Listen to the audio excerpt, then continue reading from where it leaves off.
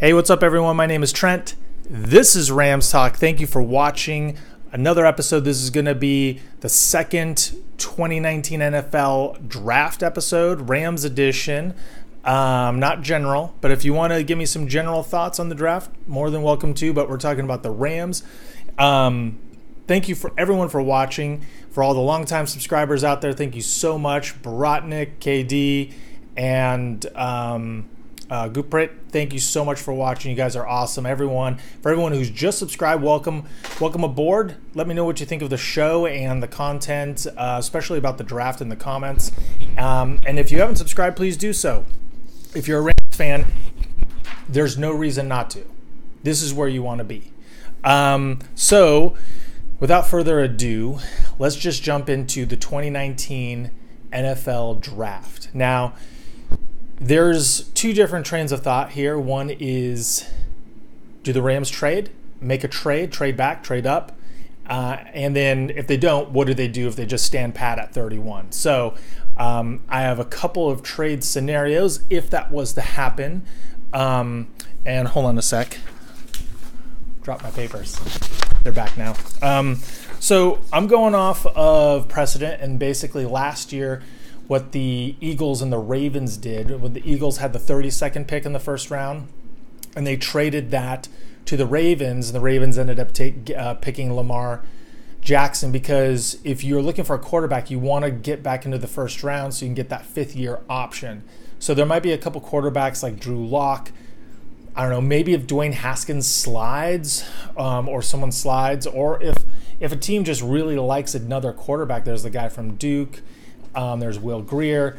I don't think those are first-round picks, but if a team wants that, then I could see them doing what the Ravens did and trading with the Eagles. So last year, what happened is the Eagles traded out. They traded 32nd and their 133rd or 132nd, and they traded that to Baltimore for the 52nd pick, the 125th, and this year's second rounder. So they basically got two second rounders out of it, and then just swapped a couple places in the fourth round. So a couple trade partners that I have earmarked for the Rams. One of the Denver Broncos. So if they want to trade in and maybe get Drew Lock to kind of be behind Joe Flacco and kind of groom him and get that extra year, they could do that. They have the 41st pick and the 71st pick. So if the Rams wanted to actually get picks for this draft, they could potentially, I don't know, get the 41st and the 71st, and maybe they'd have to give up, give up their 133rd or something like that. But the Broncos are a target to potentially do a draft trade with. Also, the Redskins. The Redskins, if they wanted to get a quarterback and move into the first round, they could trade the Rams could trade the 31st and the 99th, so their third round pick, for the Redskins' 45th, 76th, and 96th. So they'd have the Rams would essentially have 45, 76, 94, 96. So some scenarios, because a lot of the players, when you're looking at this, it's like who knows where they're going to go with 31. It all depends on who gets taken ahead of them, but they need to, I think really it's the second round is where the meat of kind of like so many prospects are kind of like right in that same wheelhouse. And usually that's where you get the best bang for your buck, is in the second and third rounds. And the Rams' third round picks are at the end of the third round, so they're really not great third round picks. So there's that. Now I'm just going to get into like my big board. I'm really going to focus on the first three rounds for the Rams, essentially the first and the third, and those two picks in the third, because when you start scouting out in like the fourth, fifth, sixth, seventh round, like last year, that's when it gets a little like there's just way more going on. But I reached out via Twitter, and if you're not on Twitter and you're a Rams fan, you should get on there. You can find me at Real LA Rams Talk, but I reached out to Vinny Bonsignor, who is the Rams writer. He used to cover them for the OCU Register, and now he covers them for The Athletic. So he's dialed in with the Rams, and I tweeted at him, asked him a question, and basically trying to gauge how teams view the meetings that they have with players leading up to a draft. Because kind of what I've found in the past is teams meet with players that they ultimately select. It doesn't happen all the time, but most of the times that's the case, especially with first round picks. I don't care what anyone says, teams are not going to waste or spend their first round draft capital on a player they haven't met with. Obviously they met with Goff. They met with Everett. They met with Noteboom. Those are guys who are taken in the second, third round. So if they haven't met with a player, I can pretty much guarantee that they're not going to pick that player in the first round. Unless it's like crazy, unless like someone like a top 10 pick just fell to 31. Then be like, whoa, we didn't expect this. We'll take this person and just figure it out later. But Vinny Bonsignor said it would be unusual for them, the Rams, to take a player at this point that they haven't had interaction with. So that is the beat writer for The Athletic, for the Rams, saying it would be unusual for the Rams to take a player at 31 that they haven't had an interaction with. So there you go. So what I'm using as criteria for who I think the Rams might take is, did they play at the Senior Bowl? Did the Rams meet with them? If we can check those two off the list, then that's a high likelihood. If it's just one, if it's the Rams met with them but they didn't play in the Senior Bowl, then I'm listening to that. So like last week I tweeted out, I don't see the Rams taking Dexter Lawrence at this point because they haven't met with him. And the next day they met with him. So then I was like, okay, Dexter Lawrence is back on the board. And so when I'm also looking at the Rams and like really what are their positions of need for 2019, for this upcoming season, what holes do they need to immediately fill? Not fill for 2020 when Aqib Talib and Marcus Peters are free agents, or Andrew Whitworth when he's a free agent. Like, what do they have to address now through the draft? Because they really have 2 drafts to solve everything for next year. So let's just focus on what they need to do this year. And this year, it's the defensive line. So Ndamukong Suh's not coming back. And you have to fill that void. It's a big void, but they have to fill it because right now you have Aaron Donald, you have Michael Brockers, then you have Sebastian Joseph Day, who was picked last year, who didn't play the whole year. You have Jonathan Franklin Myers, who did well when he was in, and you have Morgan Fox, who missed all year with an injury. So essentially, and Ethan Westbrooks, who hasn't, he's a free agent. He hasn't signed with the team yet, as far as I know. So they're like, you have Brockers and Donald. I doubt you're going to go John Franklin Myers full time at this point. Morgan Fox, Sebastian Joseph Day, who even knows?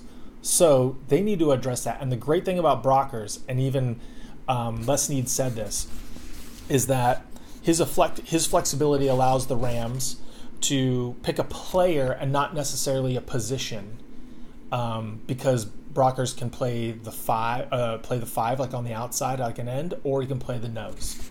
So if they're at 31 and Dexter Lawrence is there, they're like, and they really like him, then they can plop him in at the nose and have Brockers stay outside. If Lawrence is gone, and Simmons is gone, and Jerry Tillery's there, then they can say, okay, Brockers, you're coming inside, Tillery's going to be on the end. So Les Snead said, and I quote, got lots of quotes here today, that having Brockers' flexibility, it does give you some flexibility, and it looks like that's what we're going to do there being the defensive line. So they're just going to kind of take best player available on the defensive line. So speaking of the defensive line and best player available, I have 4 guys that I think one of these guys will be selected by the Rams. 3 of them are at pick 31. One of them is a third rounder. So I just mentioned Jerry Tillery. This guy played for Notre Dame. He's on Pro Football Focus's prospect board, like big board, just all the prospects. He's 7th. And he was the highest pass rushing grade among interior defenders in college football last year. He lacks consistency and is raw with his hands and hasn't learned to properly weaponize them in his rush attack. They said the same thing about Chris Jones from Mississippi State. They're about the same size, but they have the same skill set And when you hear that a player lacks consistency or hasn't learned to use his hands, imagine when he starts working with Aaron Donald and what he learns there. He's a bright kid, and I think one thing that I really feel that the Rams are going to try and do this year, based on what they learned last year, is that they need to get more pressure on the QB, because last year was Aaron Donald, and the rest of the troops really weren't chipping in as much as you would think that they do. Like Brockers has a disappointing year, Sue had a disappointing year until the playoffs, but I think if you get Jerry Tillery, you bump him on the outside, leave Brockers on the inside, and now you have a very potent like 5 technique rusher on the end for the Rams. And Pro Football Focus was raving about him, how he like had the highest win rate. So it's not just sacks, and it's not just pressures, but how many times do you beat the opponent? And in that case, it would be a guard or maybe even a tackle or a center. So he had the highest win rate. So he would beat his opponent, but it didn't sometimes always equate in sacks. Another guy is Jeff Simmons. Now he's 8th on Pro Football Focus's big board, and he plays for Mississippi State, I believe, as well. And he had a run defense and pass rushing grade over 90 last year. The thing is, he tore his ACL in February, so he might be a red shirt. But if you think about it, if he hadn't gotten injured, he'd be a top 10 pick. He'd be probably the second interior defensive lineman in this draft after Quinn and Williams. So it just depends if the Rams want to wait around for him, possibly until the following year. I mean, look what the Cowboys did with Jalen Smith. He tore his knee up, and no one thought he'd be back. And last year he had an amazing year as a linebacker for the Cowboys. So, if they just want to get the best player, then they can get Simmons, hopefully, if he falls that far. But then you're not really addressing that need immediately in the defensive line. Now, another guy that everyone's talking about is Dexter Lawrence out of Clemson. You don't really see nose tackles of 340-plus pounds getting drafted in the first round that often anymore. It's kind of like they're just really focusing on guys that can get pressure and not be such like 2-down, run-clogging guys. I think that if you wanted to compare him to anyone, to be 2 comps are Danny Shelton and Vita Vea. Danny Shelton's more of a 2-down guy. He has a great run-stopping grade. He's a nose tackle, big 340-pound-plus guy, not particularly great at getting after the quarterback. Then Vita Vea is Lawrence's more apt comparison, and in college he had the 12th best pass rushing grade among interior players last year, and so he wouldn't really be a 2-down player. He'd be a 3-down player. So it depends on how the Rams want to go. If they want to go after like really getting after the quarterback, they might go Tillery. If they want to go for like run clogger but also some pressure, they're going Dexter Lawrence. Now they met with Lawrence, they met with Tillery. I don't think they've met with Simmons. So I would say they're probably leaning towards Tillery or Lawrence out of those 3 at this point. Another guy, Colin Saunders, out of Western Illinois, I believe. Now that guy, he moves like an edge and played there at times at Western Illinois. He had the 2nd highest win rate among interior players on the one-on-ones at the Senior Bowl. So he was at the Senior Bowl.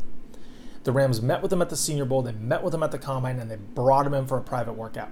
He projects to be a 3rd rounder. So if he's available and the Rams didn't address this in the first round, or they got maybe Jerry Tillery, then I could see Colin Saunders being their pick. And he even put on Instagram, like, please, Lord, get me to the Rams. He really wants to be a Ram. And there's footage of him on YouTube. I'll put in the link in the description here of him doing backflips. He's over around 300 pounds, maybe a little more, doing backflips. Crazy. He's a really good kid. So Colin Sanders potentially in the 3rd round. Now, offensive line. For me right now, you're drafting for depth, because I also hit up Vinny Bonsignore again, asking him about Brett Allen at center. This is what I said. I said, do you have a feel for the Rams' confidence level at Allen at center? And he replied, There was consistent talk last year that he was being viewed as the next starting center, so high. It's up to him now to validate that confidence. So apparently the plan was to draft him and play him this year. And I think that's what they're going to do. I know there's been a lot of Garrett Bradbury talk, and I think Garrett Bradbury would be an upgrade over Brian Allen, but I don't think the Rams are going to spend their draft capital at 31 on a center. I think that's a very high reach. I could see them doing it for a tackle, but I just don't know if, like, Dalton Risner, I feel, would be a guy to take over for Whitworth next year, but you're essentially redshirting your 31st pick this year. And Risner, he's the 19th rated Pro Football Focus player on their big board. He started all 4 seasons at Kansas State, and his career low grade was 87.9. And he played at the Senior Bowl, and they had him in for a private workout. So they met with him there, and they had a private workout for him. So that tells me the Rams are thinking Dalton Risner is a very viable pick for them. Another guy, Caleb McGarry. Now he is 65th on their big board, and he's a 6'7" tackle, and he had some of the most dominant reps in the run game. He's out of Washington, and maybe that's a guy they take if he slides down to one of their 3rd round picks. Maybe that's where they pick up a center or an offensive lineman there. But I just have a feeling the Rams aren't going offensive linemen in the first 3 rounds unless someone really falls to them, or unless a lot of their guys on the draft board are taken, because this is really what makes this projecting what the Rams are going to do so difficult, is that they can go in so many directions, and it all really depends on who's taken ahead of them. And once that happens at 31, then they have around 60 picks before it comes back to them. So a lot can happen. It's hard to say who's going to be available at the 94th and 99th selection based off of who they got at 31. So it's just kind of all over the place. But other guys to look at in the 3rd round could be Eric McCoy. I don't think he's a guard center, and they need depth on the offensive line. But I don't think he'll be there at 94. Michael Jordan, Ross Pierschenbacher. Those are potential offensive line guys. Now, corner. I feel corner is like really, because after this year, who do you have at cornerback on the roster? Unless you re-sign Marcus Peters, Talib will most likely be gone unless he plays well and wants to come back. But remember what happened last year? We lost Talib for half the season. So even if, let's say, Greedy Williams fell to 31st, I'd take him, because I think there's still going to be plenty of reps as a cornerback to warrant that high of a pick. And then also you're totally locking down, maybe you have Peters and Greedy Williams in the following year, and that would be great. But I feel like there are about 3 guys that could potentially be there in the 3rd round. So if I had my druthers, the Rams would probably go Tillery, and then maybe Colin Saunders, and then one of these 3 cornerbacks. So you get like a defensive end, a tackle, or a defensive tackle, and you get a cornerback, and you're kind of locked in. And I mean, there's just so many ways to go. But David Long. So I'm just going to go in order of how Pro Football Focus ranked these guys on their big board. So David Long, cornerback out of Michigan. He was 33rd on the big board, and he allowed only 18 catches on 595 coverage snaps in his entire college career at Michigan. Only 18 catches against this guy. The Rams brought him in for a private workout. They've met with him, or private meeting. So he's potentially a guy. And he's rated by Pro Football Focus way higher than on like all the other mocks. On all the other mocks and like position grouping rankings, he's not that high. So the metrics show that he's pretty good, but I don't think the league at this point thinks he's as good. So he could definitely be there. He's 33rd on the big board. He could definitely be there in the 90s. 2 other guys, Amani Oruwariye. Yeah, out of Penn State. Now his stock is rising. He's a great athlete, and he's the 35th player on the big board, and he had the highest win rate among all defenders in one-on-ones. He played at the Senior Bowl, and they met him at the Senior Bowl and at the Combine. I don't think he'll be there in the 3rd round, But if he is, that's the cornerback I'd like to see the Rams take. You watch the tape on him. He's athletic, great in coverage. Amani Oruwariye. Just Amani. Just think of Amani. So I really like him. Senior Bowl, they met with him twice. So that's like the secret sauce formula, remember. And then another guy is Justin Layne out of Michigan State. He's 39th on the Pro Football Focus big board. And his 89.5 coverage grade last year was 9th best among Power 5 corners in the nation. He also dabbled at receiver, where he took 36 snaps this past season. They had him in for a private workout. So he's pretty awesome as well. Now, I know there's a lot of safeties on the board. And there's also Rock Ya-Sin. I don't think he'll be there. If they had a 2nd round pick, I'd be like, that's perfect if he lasts that long. Another Senior Bowl guy that they met with. But then there's a bunch of safeties. Clash of the Horns would kill me if I didn't mention Darnell Savage. I just don't know if the Rams are going to take a safety at 31. They totally could. They brought Savage in for a couple meetings. I think he was at the Senior Bowl as well. He's from Maryland. I could see them taking him, Nasir Adderley, maybe even Jonathan Abram. But Jonathan Abram they can take later. Taylor Rapp out of Washington.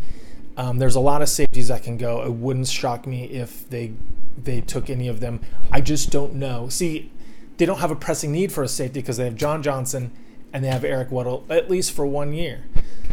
So that's kind of where I'm at. I haven't even gotten to edge. I mean, I haven't even talked about Ja'Kai Polite, who would be another good pick to grab. I mean, I could see them going Tillery. I can see them taking an edge and a cornerback. I mean, it's just all over the place. It's hard to nail it down. But remember, using the formula of Senior Bowl and then did they meet with them? If they didn't meet with the player, they're not picking them in the 1st. Maybe in the 5th or 6th, but I don't think they're taking a player that they didn't meet with, because that's intent. Why would you schedule a meeting with someone? Because you're like, oh, his tape looks good. I want to get to know this person, see if they're legit or they're a basket case. So anyways, that's just 1 through 3 rounds, kind of all over the place. Didn't really get into the safeties or the edge players. I don't think they're taking a running back early. I think that's all garbage. But let me know what you think. I know Borotnik's going to have to be throwing a lot of names at me, but I'm curious to think what you really think they're going to do at 31, who you think they should take at 31, and I'm going to come out with a couple more before the draft, kind of touch on how the momentum's going and what the talk is. So anyways, I know that's a lot. Thank you so much for watching. If you haven't subscribed, please do so. And up here is a playlist of all of my draft coverage, even going back to last year, so you can see if I was right on any of the picks I had last year. Spoiler alert, I was. Anyways, thanks for watching, everyone, and as always, go Rams.